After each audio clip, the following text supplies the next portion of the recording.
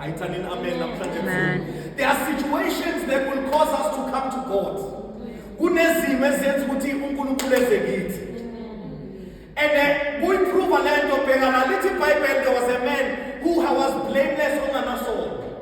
Little Bible, a man called Job, little Job chapter 1, next, he's a blameless man.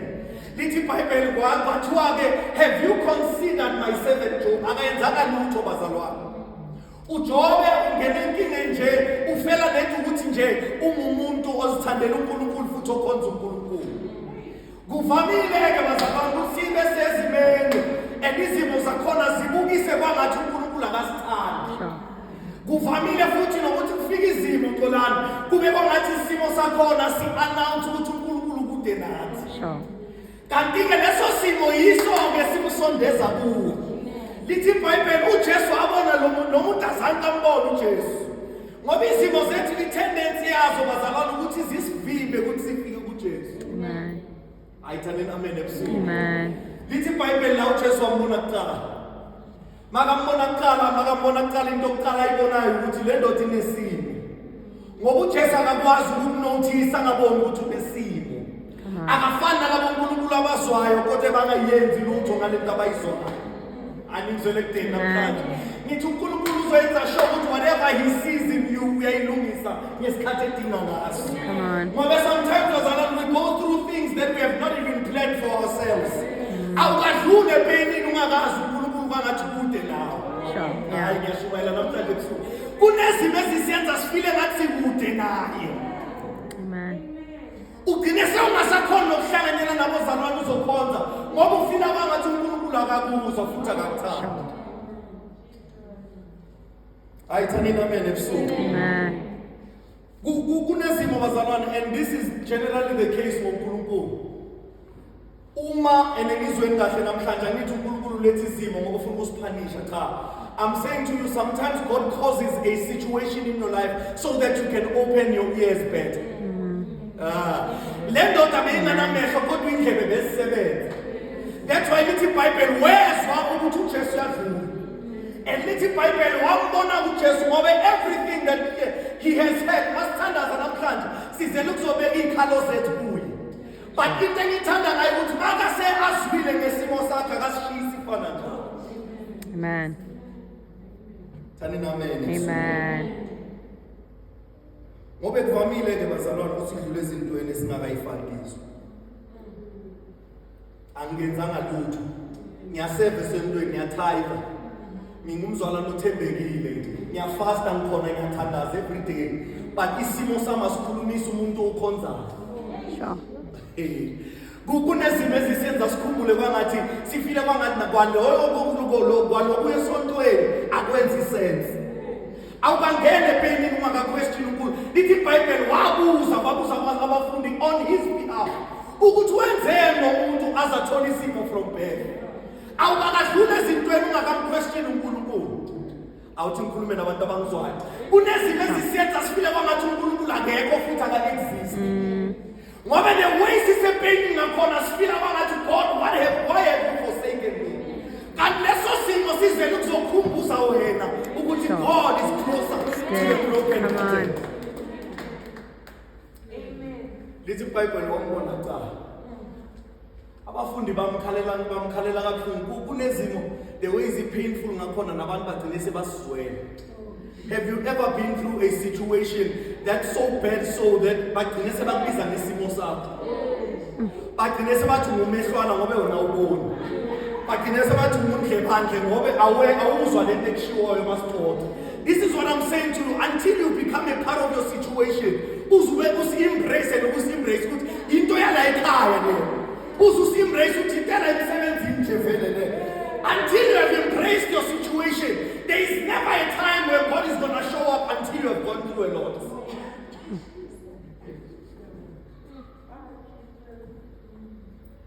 And if it says afunda nalo kuhambeni kokukholwa ukuthi kunezimo nje ezenza sifile kwangathi uNkulunkulu akekho eduze nathi.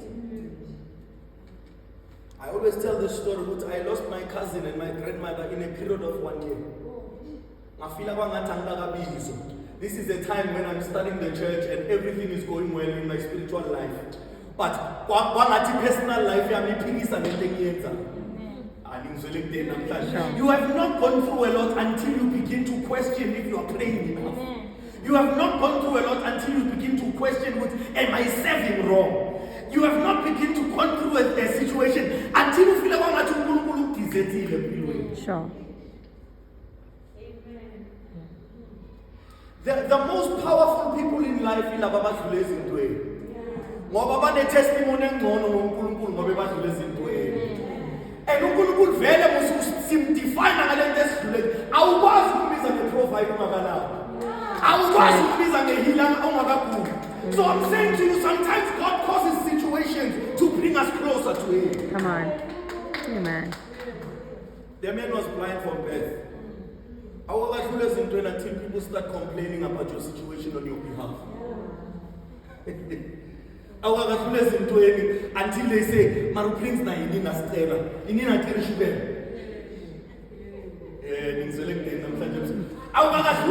Until your problem becomes other people's problem. This man is sitting for years and I can't see, I'm blind from birth. And because the nature of Christ is this, that every time we are seated in a place where we feel like we are alone,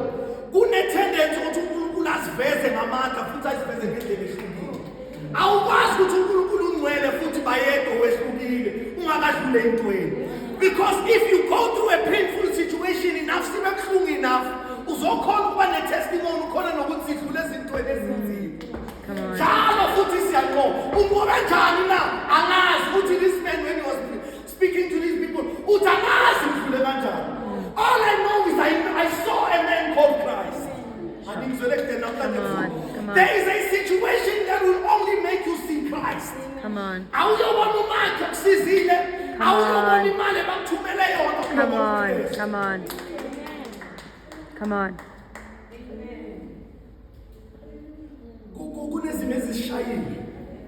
I can imagine a man called Job.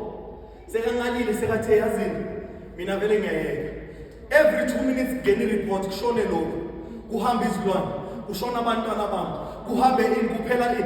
I am tired of this. God, I am serving you well. I can imagine a man called Joseph. All I'm hearing from him is, God, what have I done to do this? All I've ever done is tell him a dream that you showed me. Sure. I can imagine a man called Abraham. All he has seen in his life is, I don't have kids. I'm not going to 75. An angel comes and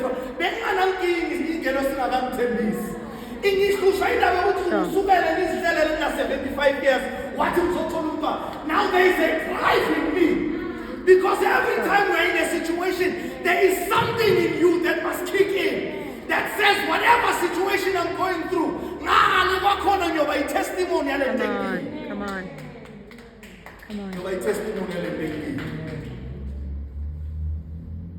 kunabantu ekumele ungabadeleli abanamavesi amaningi but banezinto eziningi.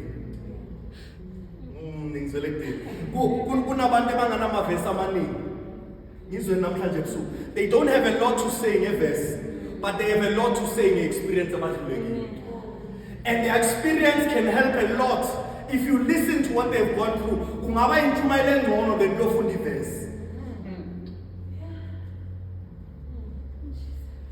So this man, all he understood was, yes, I'm imagining him as around for years. So uze so uyazazi nalesimo sakho ukuthi mangivuke kuseni khona ozongibhuka ayongisa. Sure. Have you ever been in a situation where you felt like, God, this is me, this is who I am about? Vele mangicala nginyazama vele ziyangikhumbuza ukuthi vele ngimele ngibe.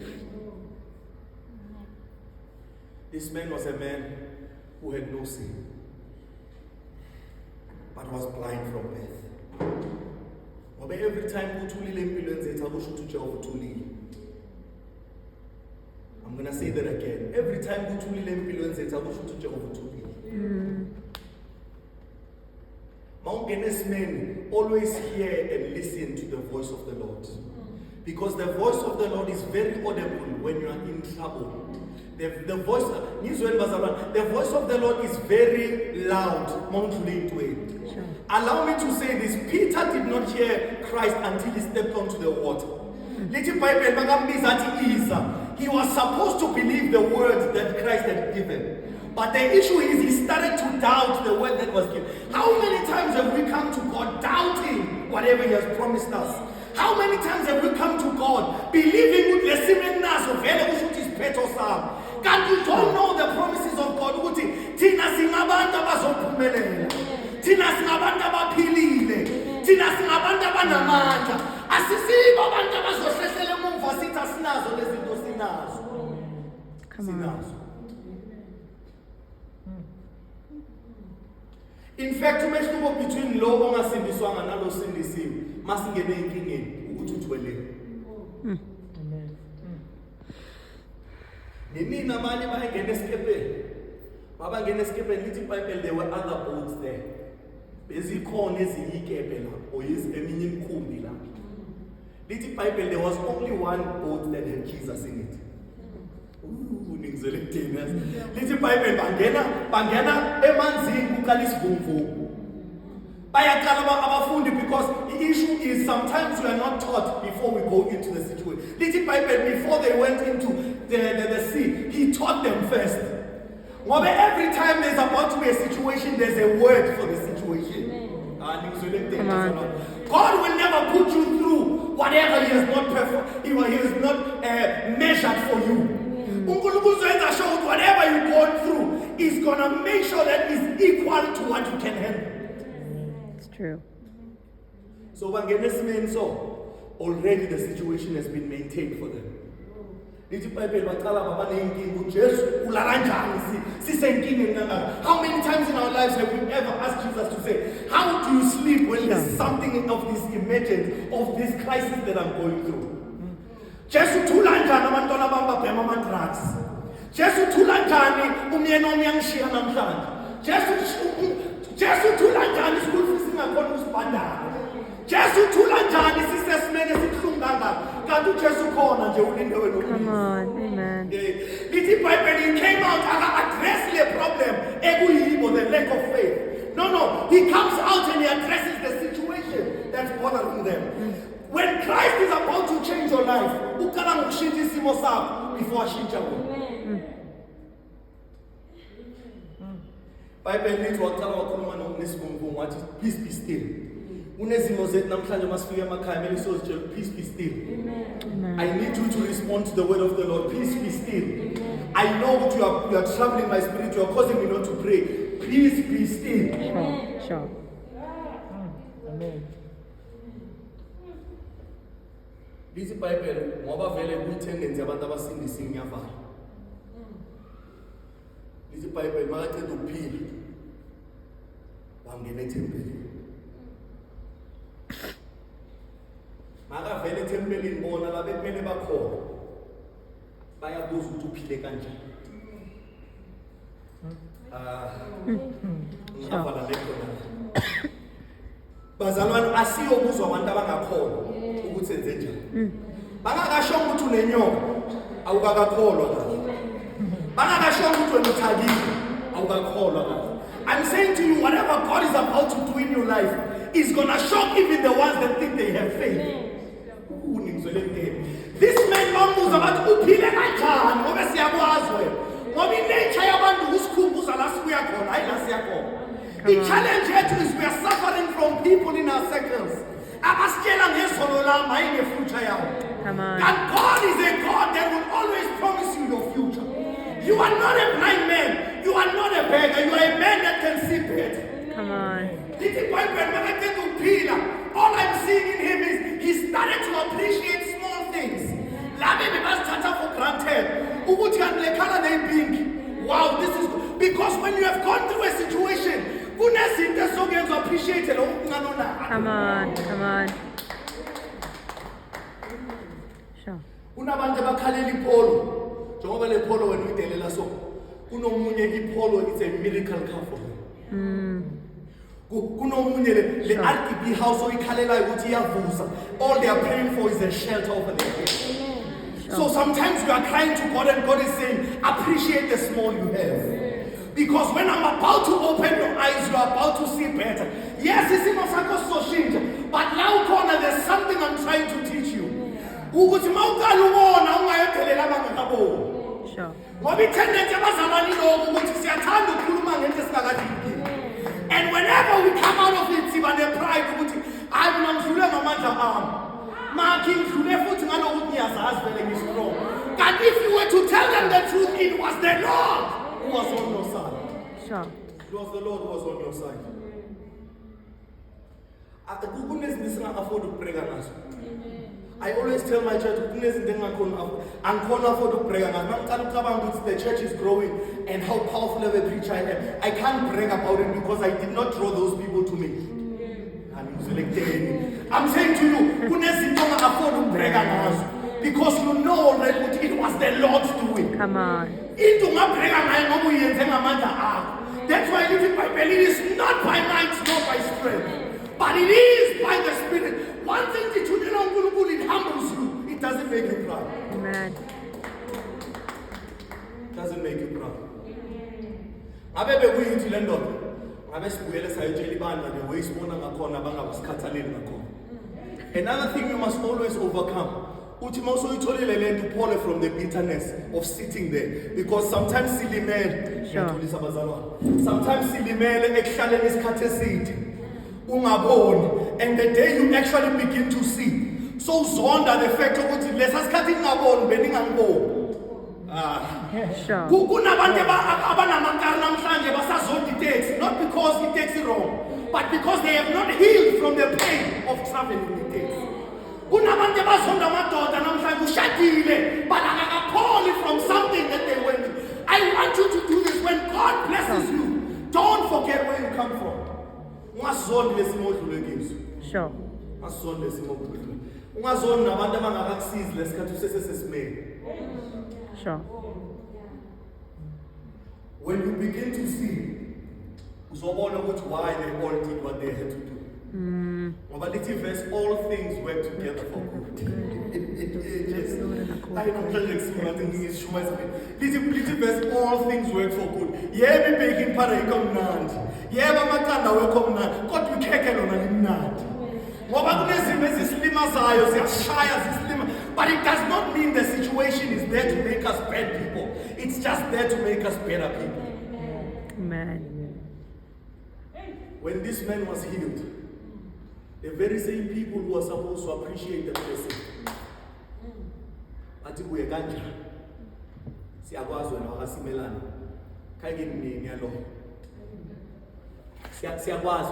siyakwazi ngokwenature yala istradini senu vele lezi zinto azifikela abantu abafana nabo.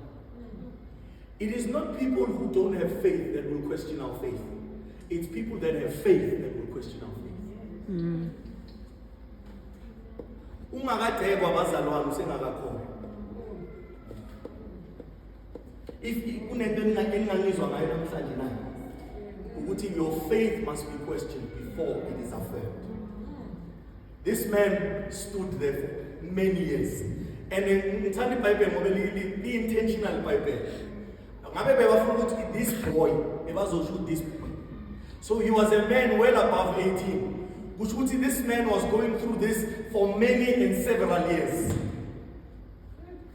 So kunezimo bazalwane that we have been through, and all that situation was there to do was to remind us that Christ can do it for us. Kunama verses nga qualify kwa quote until sidlule ezintweni.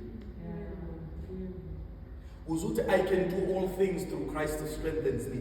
Mele ukudlula entweni ezikushaye phansi wabona ukuthi amandla amaphelile. Sure. Uzuthi uzokhona ukuthi I'm more than a conqueror. Mele udlule entweni ezikukhumbuzayo ukuthi you are not more than a conqueror. So all I'm learning from this man, ukuthi makaphilile, he went back to them and he testified and said, this is what the Lord has done for me. But when I don't know.